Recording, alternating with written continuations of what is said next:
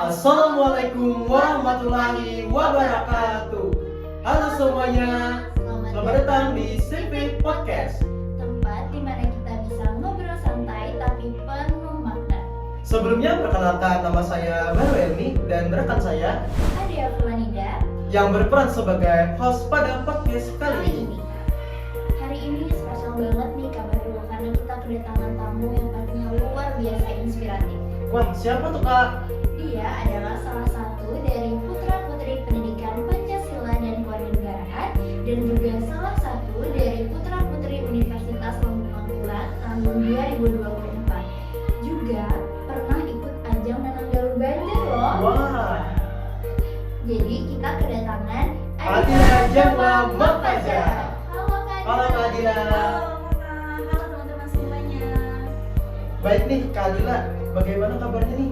Alhamdulillah baik. Kakaknya gimana? Alhamdulillah sehat. Alhamdulillah aku juga sehat. Boleh dong kenalan dulu nih sama pendengar-pendengar kita, siapa sih Kak Adila ini? Oke, izin ya Kak. Halo teman-teman semuanya, perkenalkan aku Adila Zahra Mufaza, biasanya dipanggil Adila.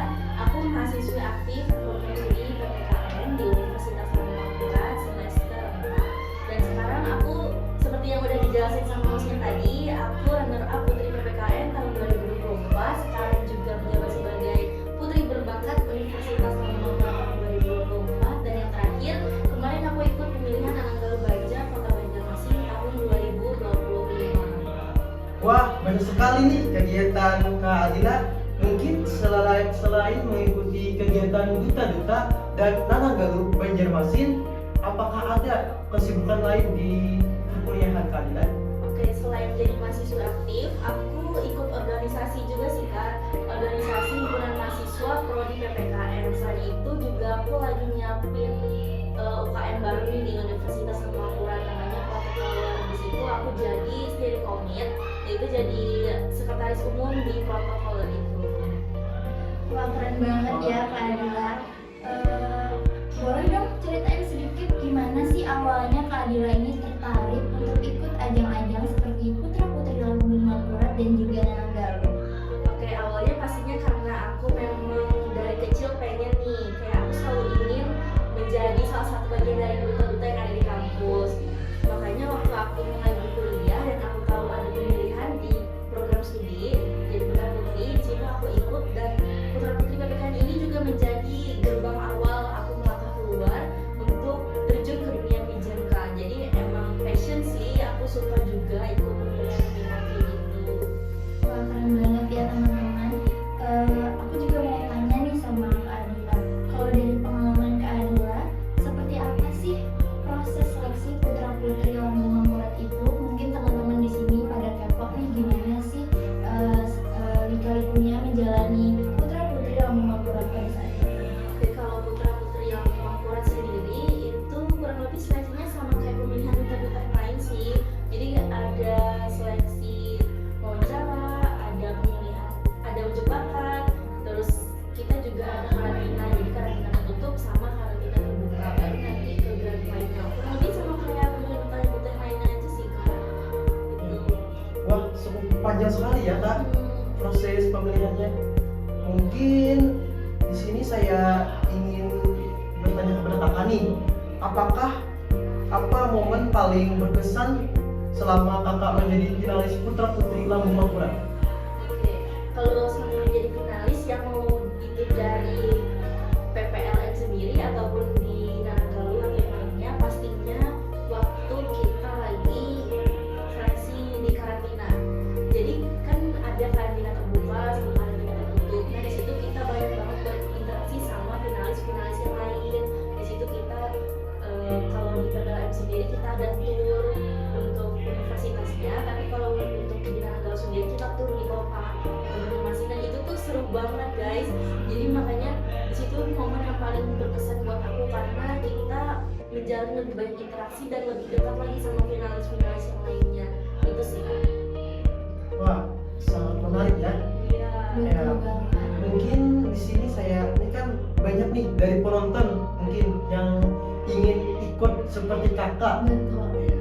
Mungkin saya ingin, misalnya ada dari keluarga kita yang ingin mengikuti pemilihan putra-putri Lumangkurat dan Nanang Galuh Banjarmasin, apakah ada tips dari kakak Adila Joma Pajak?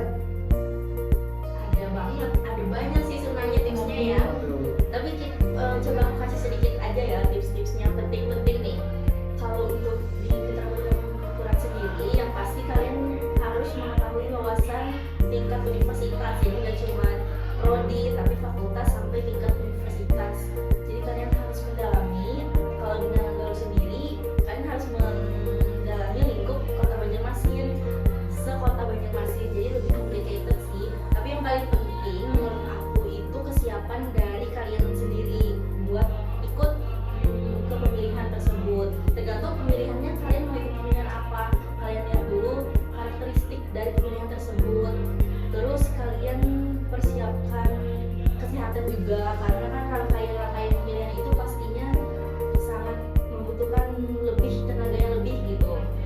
Selain kesehatan juga waktu, kalian harus mengosongkan waktu, kalian harus merelakan waktu kalian untuk berkuliah, karena itu sih problem yang aku hadapi kemarin di dalam pemilihan. Aku merelakan banyak waktu buat kuliah, tapi juga harus bisa menyeimbangkan, jangan sampai lepas gitu loh di kuliahnya. Itu sih tips dari aku.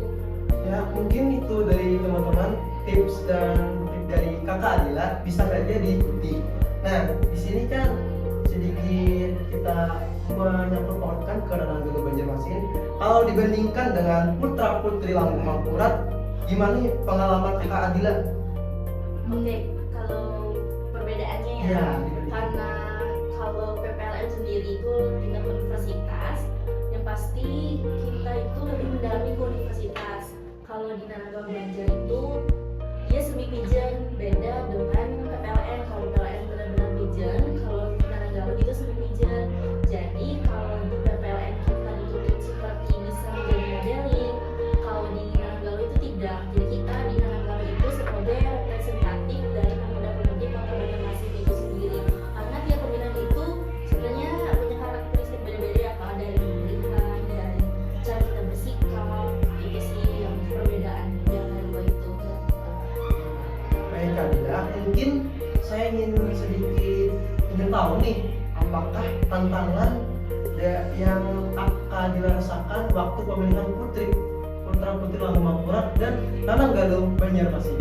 Oke, kalau tantangan yang paling aku highlight ya, tantangan yang paling besar menurut aku itu adalah bersaing dengan diri sendiri. Jadi itu kayak tantangan paling berat buat aku. Bagaimana kita melawan ego, melawan rasa takut di dalam diri kita. Misalnya waktu kita ingin menonjolkan diri, kita tuh pasti ada rasa kayak takut, insecure, takut, gugup. Nah di situ tantangan paling besar menurut aku. Dan aku masih belajar juga nih gimana caranya buat bisa melawan rasa takut itu tadi. Jadi yang paling aku highlight waktu kemarin itu adalah bersaing dengan diri sendiri, gimana kita harus menang melawan ego kita. Itu sih. Nah, jadi buat teman-teman nih pelajaran banget yang sudah dikasih dari Kak Adila, harus bisa melawan rasa takutnya ya Kak. Oh ternyata dalam dunia ajang-ajang seperti putra-putri Lumangkurat dan juga Nanang Galuh ini, biasanya kan kita tahunya di situ gugup, panik, rasa takut gitu. Ternyata juga seru banget ya Kak perjalanannya. Nah luar biasa banget nih perjalanan Kak Adila. Aku yakin banyak pendengar-pendengar kita yang menjadi terinspirasi dan pengen nih ikut kayak Kak Adila juga gitu. Mungkin juga teman-teman yang masih ragu, masih takut untuk ikut, terus udah mendengar podcast ini, mendengar penjelasan dari Kak Adila, semakin yakin nih untuk ikut ajang-ajang seperti PPLN dan juga Nanang Galuh. Oke, mungkin udah selesai ya Kak pertanyaannya. Terima kasih banyak Kak Adila nih Terima kasih, Kak Adila. udah sharing pengalaman dan tips-tipsnya buat pendengar-pendengar kita pada hari ini.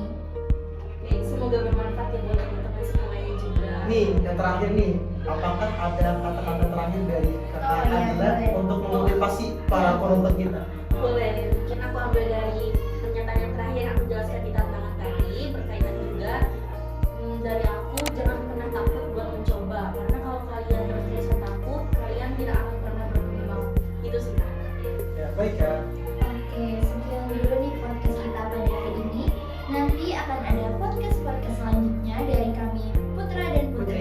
PPKN yang pastinya lebih menarik dan menambah wawasan teman-teman sekalian. Maka dari itu, jangan lupa follow dan share ke teman-teman kalian. Sampai ketemu Di episode selanjutnya. Assalamualaikum warahmatullahi wabarakatuh.